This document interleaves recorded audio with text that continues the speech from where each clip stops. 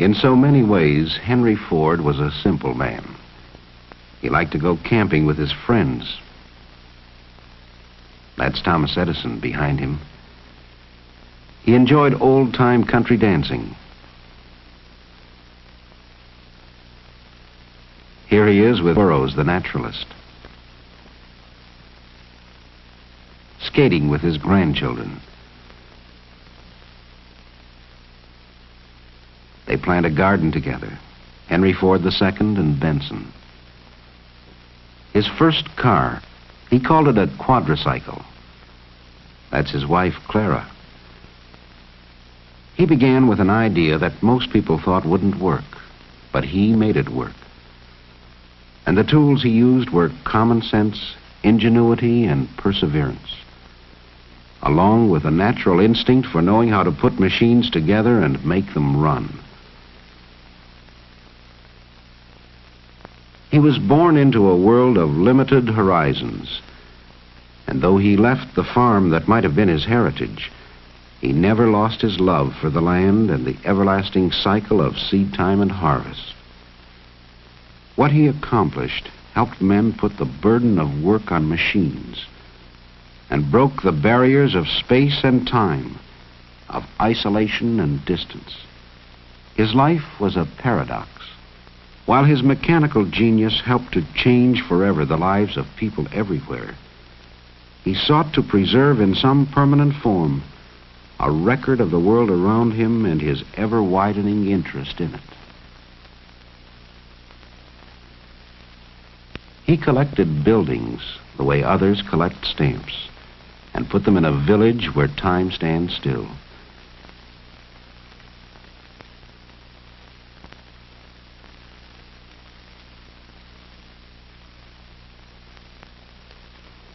He assembled acres of machines and put them under cover in a vast historical museum. And early, he discovered the astonishing capacity of the motion picture camera to document for all time whatever it saw when the crank was turned.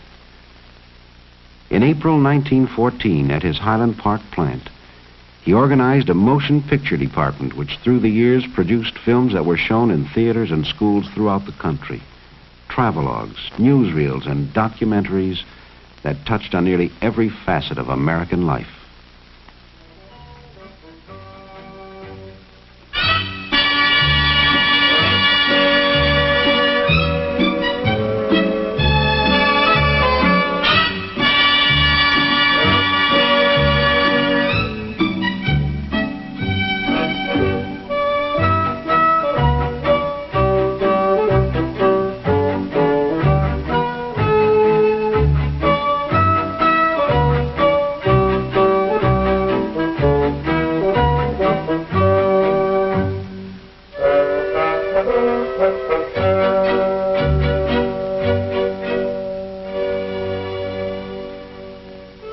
This is the way the country looks in the years before the First World War.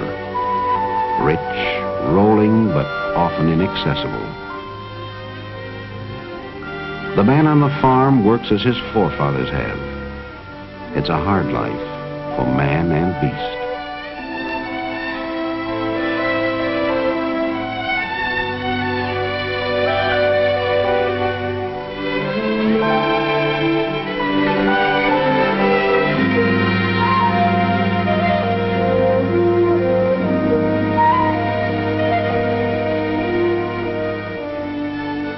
And a long day for the farmer's wife, too.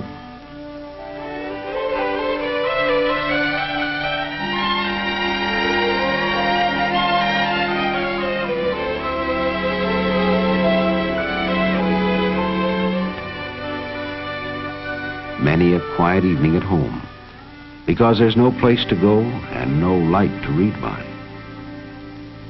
A man thinks twice before he goes to market on roads like this.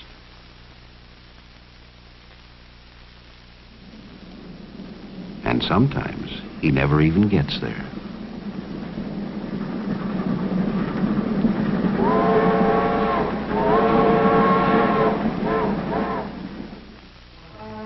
It's a long walk to school on a muddy road. More fun to go by sleigh in the winter. During recess, there's time for a snowball fight. Of a climb up the old elm tree, if you've got the spunk for daring deeds like this.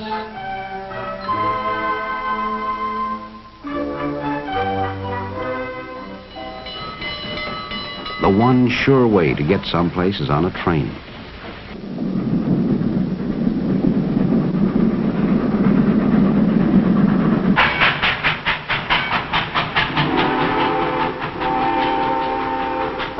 But you can only go where the tracks go.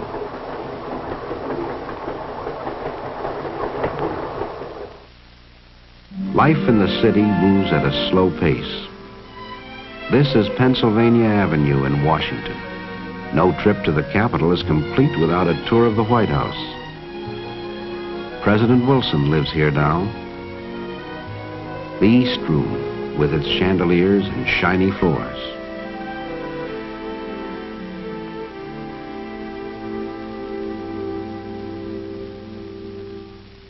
There's more hustle and bustle down at the market, Faneuil Hall in Boston, or in New York City on the Lower East Side.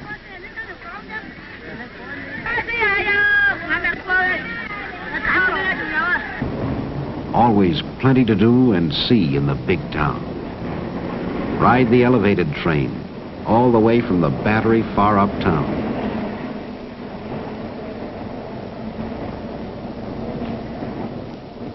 There's the Hippodrome, one of the big theaters in New York. Another way to see the city is a boat ride around Manhattan Island. All aboard. Watch out. Some city slicker may try to sell you the Brooklyn Bridge.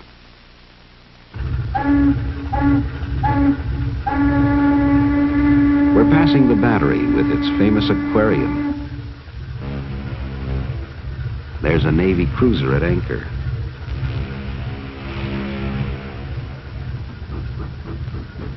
Great ocean liners along the Hudson River.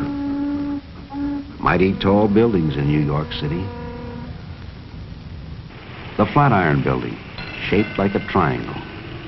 And the Woolworth Building, 60 stories high, tallest in the world. Look at that traffic on Fifth Avenue.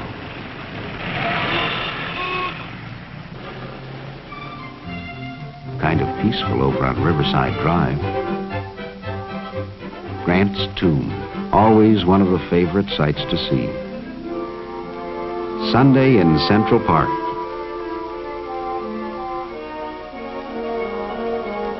There's no place like it for a leisurely stroll or a boat ride on the lagoon.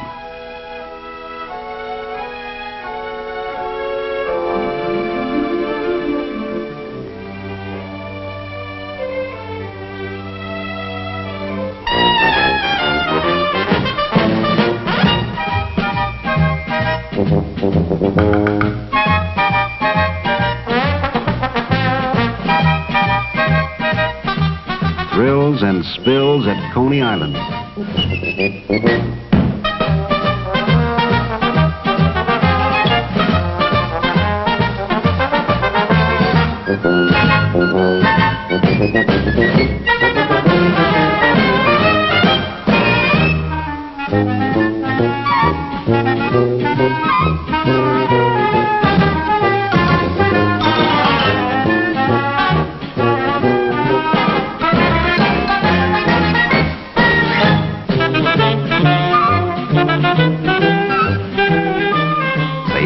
Some folks even get wet if the water's warm enough.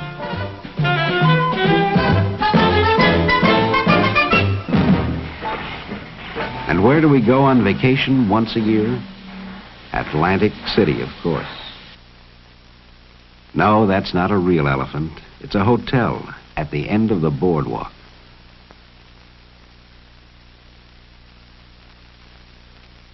Look, they're waving out the elephant's eye. The Atlantic Ocean, and a few hardy acrobats.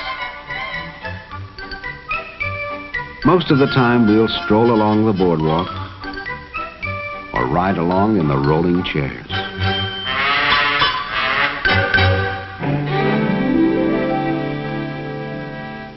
Every city has a pretty park. This is Belle Isle near Detroit, with lagoons for a quiet afternoon ride in a canoe, if you don't mind the crowds. Some like to dance, while others gather around the piano to listen.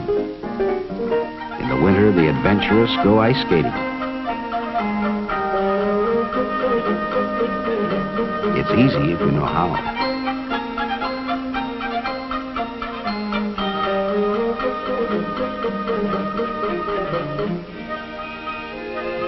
For the really daring, there's nothing like the thrill of an ice boat on a clear, cold day, or the fast track on a toboggan slide.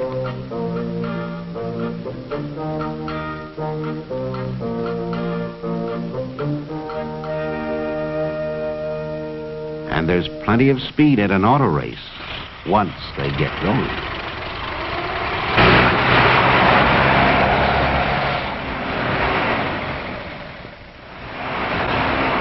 Buffalo Bill himself, William F. Cody, in his 71st year and straight as an arrow. It's 1916, and he's out on tour with his circus again. Indian war dances and bucking broncos.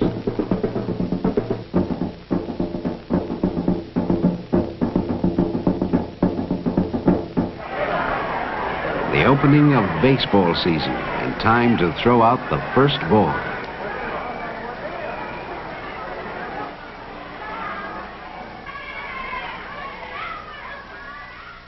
Snapshots of other people we know. John Burroughs, the naturalist, waves to admirers. Luther Burbank, an expert in horticulture. In his experiments, he's removed the spines from the cactus. Says it's good to eat, too. We'll take his word for it. Thomas Edison in San Francisco in 1915. He's out for a drive with his wife and Mr. and Mrs. Harvey Firestone. Joseph G. Cannon of Illinois, former Speaker of the House of Representatives. Will Rogers, America's favorite humorist.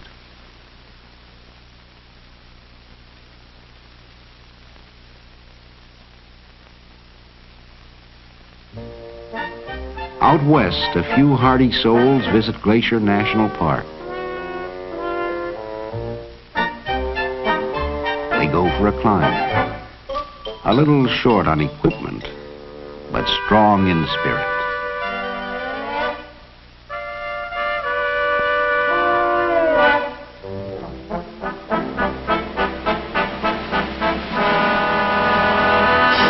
The view is worth the effort, so they say. Uh-oh, there goes Dad.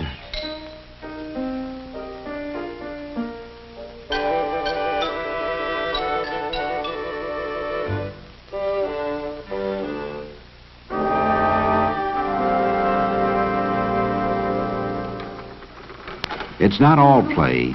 There's still work to be done, and no limit, it seems, to our natural resources.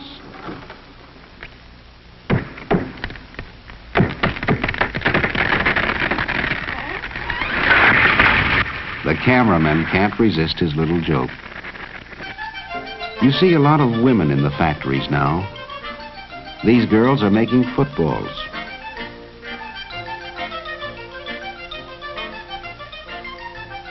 And these are making hats.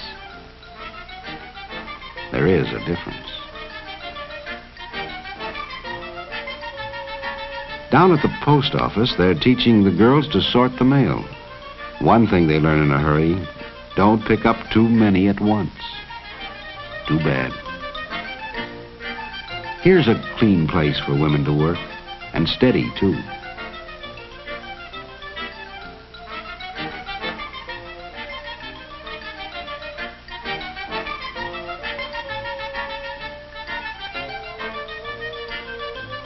Some men change their collars twice a week.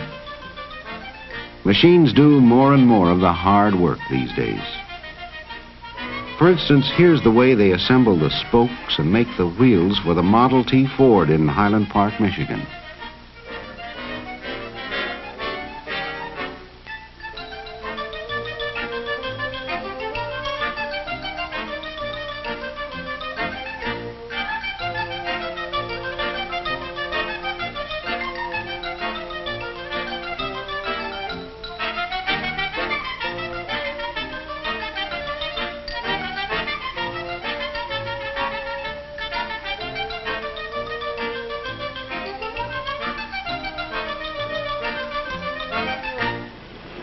The 8-hour workday ends and the men go home, mostly by trolley.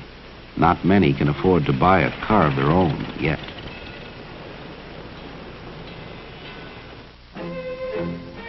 These men went home long ago, when the war between the states ended. But the hardy survivors, both blue and gray, still meet together once a year to renew old acquaintance. It's 1917, and they're camped at Vicksburg, Mississippi. What memories they must have. They have fought their war. While these raw recruits at Camp Custer in Michigan are being trained to fight another war.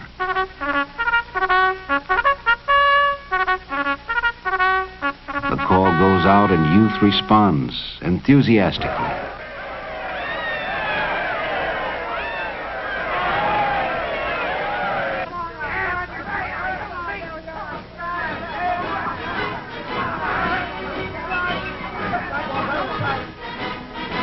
How can they know what lies ahead?